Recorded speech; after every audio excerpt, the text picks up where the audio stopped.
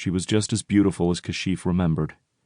Those tangled strawberry blonde locks and her beautiful blue eyes had haunted his dreams. After he'd been called away, her silence had made it abundantly clear that she wasn't interested in pursuing a relationship with him. But that didn't stop him from thinking about her. Seeing her now, bristling with anger, he wondered if coming here had been the right decision.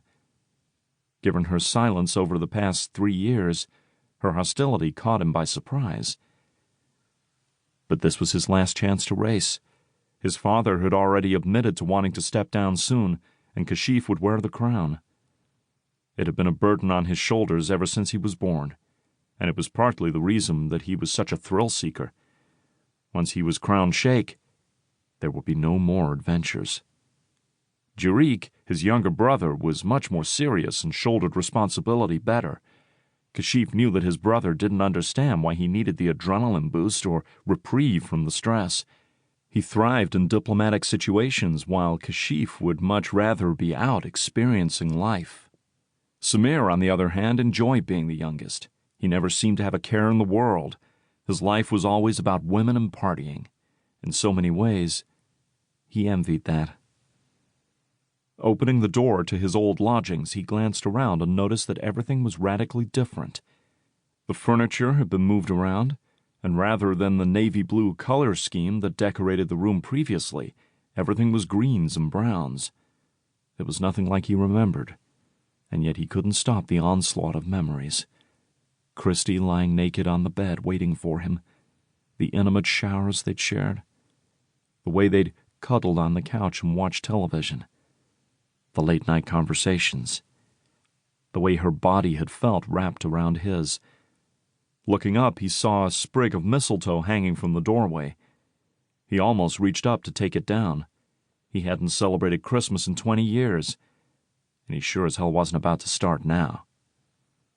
As his hands brushed against it, he had second thoughts. This wasn't his place. It belonged to Christy, and if she wanted to decorate it for Christmas, she could. He knew it was all part of the scenery. The snow went hand in hand with Christmas, although from what he had seen on the drive-in, there wasn't more than a few inches of snow on the ground. Striding into the room, he let his luggage hit the floor with a thump and went to glance out the window. Just like before, the room had a spectacular view of Mistywood Forest just beyond the farm. The pine trees were still capped in snow, and the forest continued for as far as the eye could see. "Damn," he whispered. He'd almost forgotten how much he loved Alaska. His country occasionally surprised him with hints of snow, but mostly it was sun and sand. Alaska purified everything with snow in the winter and lush greenery in the spring and summer. More than anything else, he wanted to see a moose. He hadn't stuck around last time to go exploring, but this time he would. This time he would do everything he hadn't been able to do last time. Christy Cohen had stolen his heart 4 years ago, and he was determined to find out exactly what happened to change things. He had no intention of leaving until he got his answers. To keep listening to this audiobook, I've left you a link in the description so you can do it, at no cost thanks to Audible's 30-day free trial.